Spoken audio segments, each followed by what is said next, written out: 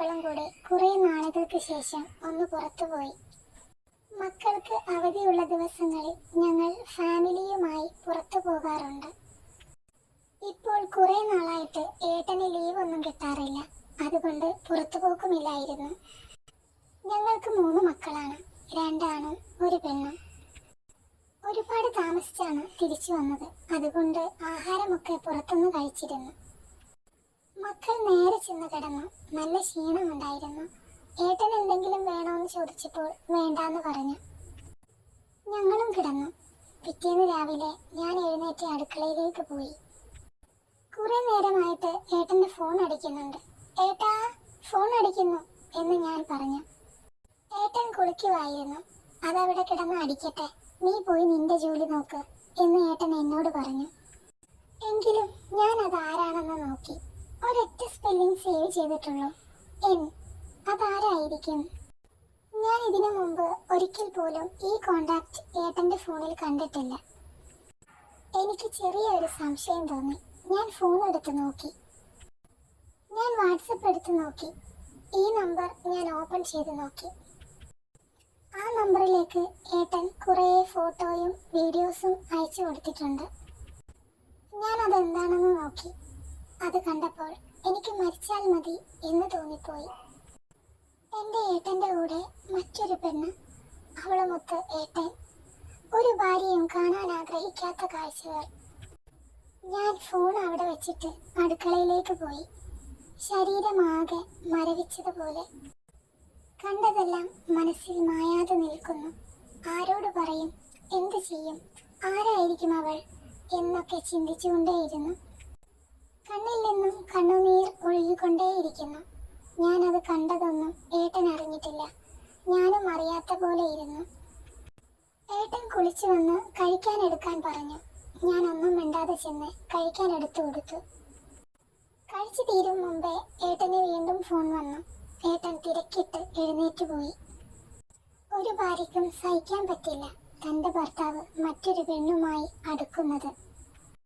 അതിൻ്റെ കൂടെ ഇങ്ങനെയുള്ള കാര്യങ്ങൾ നേരിട്ടും കണ്ടാൽ തകർന്നു പോകില്ലേ ഏതൊരു ഭാര്യയും. ഞാൻ ബാത്റൂമിൽ പോയി കതകടച്ചു. എന്നിട്ട് പൈപ്പ് തുറന്നു വെച്ചു. അതിനുശേഷം സങ്കടങ്ങളെല്ലാം അവിടെ ഇരുന്ന് കരഞ്ഞു തീർത്തു. ഞാൻ ബാത്റൂമിൽ വന്ന് കരഞ്ഞത് എൻ്റെ മക്കൾ കാണാതിരിക്കാനാ. അവർ കണ്ടാൽ ചോദിക്കില്ലേ എന്തിനാ കരയുന്നത് എന്ന്. അപ്പോൾ ഞാൻ അവരോട് എന്ത് മറുപടി പറയും? ഒന്ന് കരഞ്ഞപ്പോൾ തന്നെ മനസ്സിൻ്റെ പകുതി ഭാരം കുറഞ്ഞ പോലെ തോന്നി. ഞാനിതൊന്നും അറിയാത്ത പോലെ ഏട്ടനോട് പെരുമാറിയത്. കുറേ ദിവസങ്ങൾ അങ്ങനെ കഴിഞ്ഞു. ഒരു ദിവസം എൻ്റെ ഫോണിൽ ആരോ വിളിച്ച് ഏട്ടന് ആക്സിഡൻ്റ് ആയെന്നും പെട്ടെന്ന് ഹോസ്പിറ്റലിൽ എത്തണമെന്നും പറഞ്ഞു. ഞാനാകെ വെപ്രാളപ്പെട്ട് ആശുപത്രിയിലേക്ക് ഓടിച്ചെന്നു. അവിടെ ഏട്ടൻ്റെ കൂട്ടുകാരൻ നിൽപ്പുണ്ടായിരുന്നു. കുഴപ്പമൊന്നുമില്ല, ചെറിയൊരു ആക്സിഡൻ്റ് ആണെന്ന് പറഞ്ഞു. ഞാൻ ഏട്ടൻ്റെ അടുത്തേക്ക് പോയി. ഞാൻ കരയുന്നത് കണ്ടപ്പോൾ വിഷമിക്കണ്ട, എനിക്ക് ഒരു കുഴപ്പവുമില്ല എന്ന് ഏട്ടൻ പറഞ്ഞു. ഏട്ടൻ്റെ ഒരു കൈക്കും ഒരു കാലിനും നല്ല പരിക്കുണ്ടായിരുന്നു. അതുകൊണ്ട് തന്നെ ബാൻഡേജ് ഇട്ടിട്ടുണ്ടായിരുന്നു. പിന്നെ മുഖത്തും ചെറിയ മുറിവുകളൊക്കെ ഉണ്ട്. ഏട്ടനെ ആ അവസ്ഥയിൽ കണ്ടപ്പോൾ എനിക്ക് നല്ല വിഷമമായി. ഏട്ടനെ വീട്ടിൽ കൊണ്ടുവന്നു. എന്തിനും ഏതിനും ഒരാൾ കൂടെ ഇല്ലാതെ പറ്റില്ലെന്നായി. അതാണല്ലോ ഏട്ടൻ്റെ ഇപ്പോഴത്തെ അവസ്ഥ. എങ്കിലും ഏട്ടൻ്റെ എല്ലാ കാര്യങ്ങളും ഏട്ടൻ പറയാതെ തന്നെ കണ്ടറിഞ്ഞ് ഞാൻ ചെയ്തു. കഴിഞ്ഞതെല്ലാം ഞാൻ മറന്നുപോയിരുന്നു. അതൊന്നും ഞാൻ ഒരിക്കലും ഓർക്കാൻ ഇഷ്ടപ്പെടുന്നില്ല. ഓർത്താൽ എനിക്ക് പിന്നെ ഏട്ടനെ ഇതുപോലെ വീണ്ടും സ്നേഹിക്കാൻ പറ്റിയെന്ന് വരില്ല. ഒരു ദിവസം എല്ലാവരും ഉറങ്ങിക്കഴിഞ്ഞപ്പോൾ ഏട്ടൻ ഉറങ്ങാതിരിക്കുന്നത് ഞാൻ കണ്ടു. എന്നെയും നോക്കി കരയുന്നുണ്ടായിരുന്നു. ഏട്ടൻ കരയുന്നതിൻ്റെ കാര്യം പറയാതെ തന്നെ എനിക്ക് മനസ്സിലായി. എന്നോട് തെറ്റ് ചെയ്തല്ലോ എന്നോർത്തിട്ടാകും ഏട്ടൻ ഇപ്പോൾ വിഷമിക്കുന്നത്. എൻ്റെ കാലിൽ പിടിച്ച് എന്നോട് ക്ഷമിക്കേ, ഇനി ഒരിക്കലും നിന്നെ മറന്ന് ഞാൻ ഒരു തെറ്റും ചെയ്യില്ല എന്നൊക്കെ പറഞ്ഞു. ഞാൻ ഉറങ്ങുന്ന പോലെ കിടന്നു. ഞാൻ അതൊന്നും അറിയാത്ത പോലെ കിടന്നത് ഏട്ടനോടുള്ള എൻ്റെ സ്നേഹം കൊണ്ടാണ്. ഏട്ടൻ്റെ ഫോണിൽ ഞാൻ കണ്ടതും ഇപ്പോൾ ഏട്ടൻ പറഞ്ഞത് ഞാൻ കേട്ടെന്നും അറിഞ്ഞാൽ ഏട്ടന് അത് വീണ്ടും ഒരു വിഷമമാകും.